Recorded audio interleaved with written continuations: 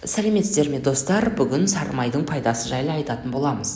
Сары май кез келген адамның күнделікті рационының ажырамас бөлігі. Сары майдағы холестериннен қорқып, оны өсімдік майларымен алмастырған жандар неден құр қалады? Жылу мен күш-қуат. Сары май сүт майының концентраты болып табылады. Ал май бірінші кезекте жылудың қайнар көзі. Майдың бұл қасиеті әсіресе суық кезеңде пайдалы. Әрине, сары май калориялығы өте жоғары. 100 граммда 730 килокалория бар. Оған қоса майлары ағзаға оңайлықпен сіңіседі. Бірақ сары майдың бұл қасиеттерін де өзімізге пайдамызға асыруға болады. Ағзаға ас құрамында дәстүрлі нан мен май бутерброды өте орынды. Бұл тіпті арықтап жүрген қыздарға да артық болмайды. Күніне 30 граммнан артық емес, сары май сіздің салмағыңызға еш әсер етпейді. Сары майдағы А, Д, Е, К дәрумендері терісінің жұмсақтығы, шаштың әдемілігі мен тырнақтың саулығына өте әсерлі. Мысалға айталық, А дәрумені майлардың арасында тек осы сары майда бар. Күніне желінген 50 грамм май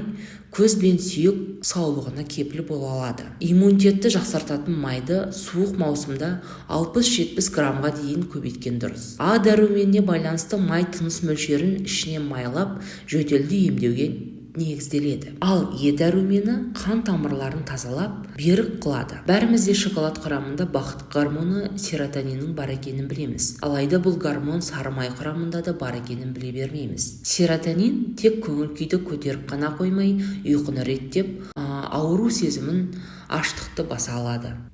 Сүттің майлары адам ағзасында жасушалар алмасуы үшін өте маңызды. Мұндай қосылыстар әсіресе мида көп. Сары майдан толықтай бас тарту ми жұмысындағы қиындықтарға әкеледі. Бұл ақыл мен ой өріске зиянын тигізуі мүмкін.